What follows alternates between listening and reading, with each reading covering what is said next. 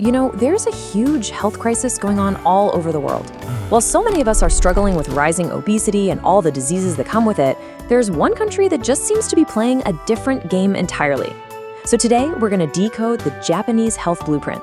And listen, this isn't about some new trendy diet. This is a masterclass in how culture, food, and just daily life can create one of the healthiest populations on the entire planet. Okay, let's get into it. Hey everyone, welcome to ZenXHacks. We give you simple, science-backed hacks to help you level up your life every single day. So are you ready?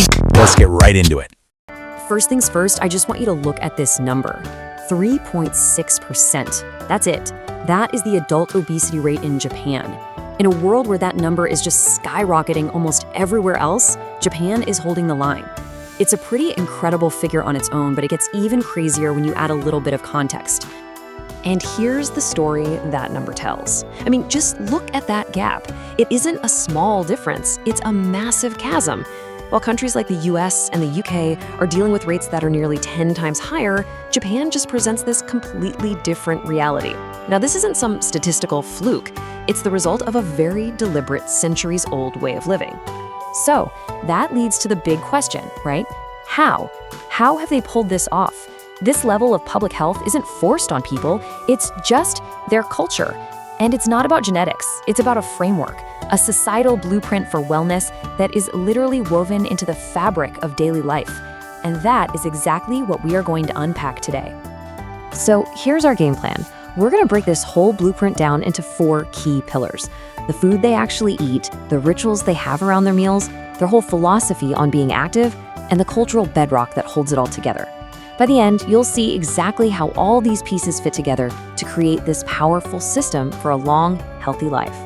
So let's start with section 1, a tale of 2 worlds. We've already seen the shocking data, but now let's dig into the real, tangible differences that create such wildly different results. Okay, on to our first pillar, the food itself. Now, you might think you know what this is all about. Sushi and ramen, right? But the real secret goes so much deeper than that. And it starts with what's on the plate and the actual plates themselves. The foundation is actually surprisingly simple. It's a diet that's all about variety.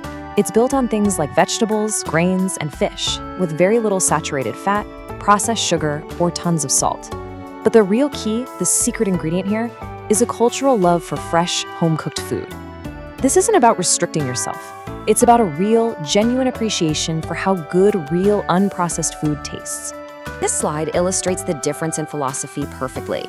On the left, you've got a meal that's dominated by one single, huge item on one big plate. But on the right, you see a typical Japanese meal. It's a collection of small, complementary dishes. It's a meal that's designed for balance and variety, not just for stuffing yourself. And this leads to something I think is just genius: portion control by design. So instead of having to use all your willpower to not overeat from some giant plate, the culture itself kind of solves the problem for you. When you serve food in smaller, separate bowls, it naturally helps you eat less. You get to enjoy all these different flavors without accidentally eating a massive amount of any one thing. And get this, even the tools they use are part of the system. Using chopsticks automatically slows you down. You just can't shovel food into your mouth with them. You take smaller, more deliberate bites. And this simple act of eating slower gives your brain the 20 minutes or so that it needs to get the "hey, I'm full" signal from your stomach. It totally prevents the awful feeling of being suddenly uncomfortably stuffed. That idea of slowing down is the perfect transition to our second pillar, the ritual of eating. Because in Japan, how you eat is every bit as important as what you eat. It's all about creating intentional habits that turn a meal from just a quick transaction into a real experience. For most people in Japan, meal times follow a pretty predictable rhythm. And this structure isn't about being super rigid. It's about giving your day a framework. When your body knows when to expect food, your metabolism actually starts to regulate itself. It also gets rid of those frantic, last-minute, what am I going to eat decisions that usually lead us to grab the fastest and often unhealthiest thing we can find.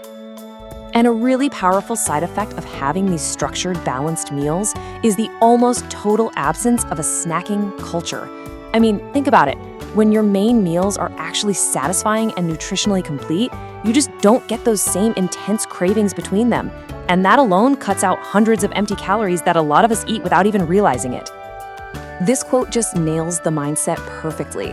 Food isn't just fuel, it's something to be honored. And that sense of respect completely elevates eating from this mindless act of just consuming stuff to a mindful moment of appreciation. It really changes everything. So what does that respect actually look like in practice? Well, it's simple, but it's also pretty profound. It means sitting down at the table. It means putting your phone away, turning off the TV. It means really paying attention to the colors, the textures, and the flavors of your food. When you do that, you taste more, you enjoy it more, and your body recognizes when it's full way more effectively. Let's just pause here for a second. Think about the last meal you ate. Were you scrolling through your phone, watching TV, replying to an email? Be honest with yourself. How present were you really? This one question can tell you so much about your own relationship with food. Okay, so we've covered the food and the ritual. Now let's switch gears and talk about our third pillar, a life in motion. Now, this is not about a country full of gym rats. Not at all. The secret is making movement a natural, unavoidable part of every single day. And right here, you see two totally clashing philosophies. A lot of us think of exercise as this event. It's something we have to schedule, get dressed up for, and just power through. The Japanese approach is completely different. Physical activity is just integrated, it's woven into the daily routine so seamlessly that it doesn't even feel like exercise. It's just living. And this way of thinking starts really early. Because neighborhoods are so incredibly safe, it's totally normal for kids to walk to school, usually in groups.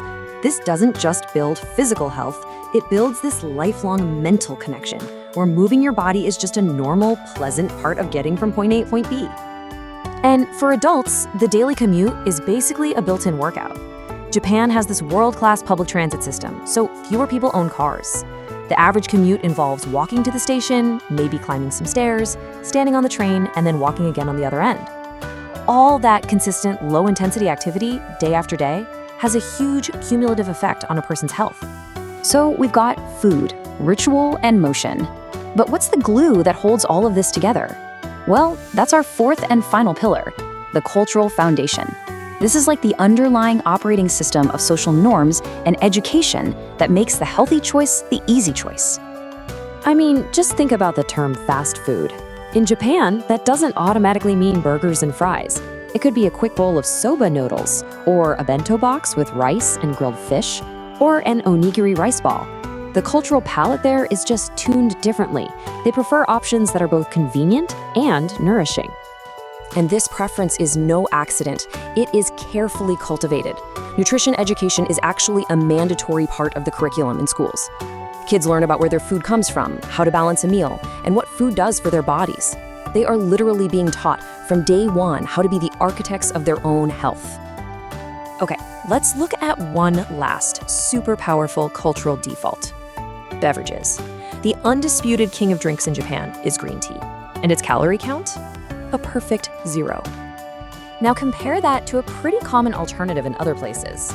A single glass of lemonade can easily pack over 120 calories, and almost all of that is just pure sugar. And a can of soda? Now we're talking about 150 empty calories. So when your default drink choice is 0 calories instead of 150, and you drink it multiple times a day, well, the math becomes pretty staggering. It's such a simple swap that prevents thousands of calories of sugar intake over time. But it's not just about what you're avoiding. Green tea is a total wellness superstar. It's packed with antioxidants, it can help boost your metabolism, and studies have linked it to a lower risk of really serious illnesses.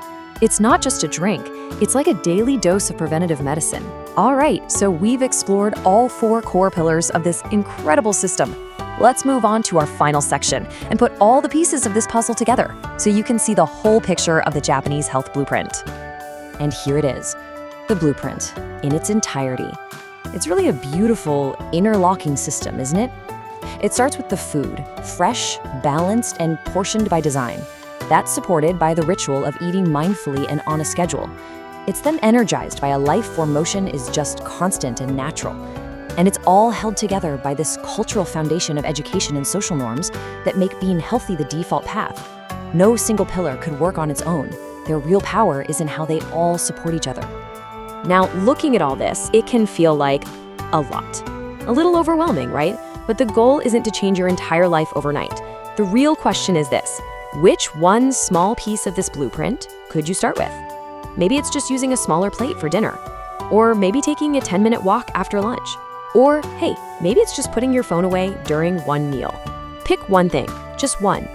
Now you understand how this all fits together, let's put it into action. And hey, if you got something out of this, if you learned a cool new trick, do me a huge favor and hit that like button. Subscribe if you haven't already, and maybe share this with a friend. Stay curious, and we'll see you in the next ZenX episode.